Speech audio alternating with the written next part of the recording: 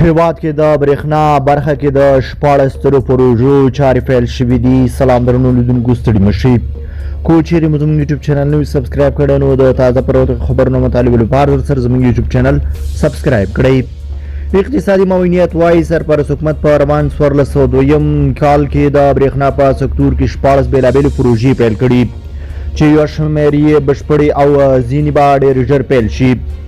د یاد معاونیت د معلوماتو له مخې په دې پروژو کې د کمال خان بند، د پاتې چارو د بخش آباد بند، د عملي چارو د شاوروز بند، د پاتې چارو په هرات کې د 200 میگاواټه بادي برېښنا د تولید پروژو چارو پیلول شامل دي. همدارس په دې موده کې د هیواد له شمال څخه جنوب ته د 500 کیلو ولټه برېښنا لیږ مزي غځول.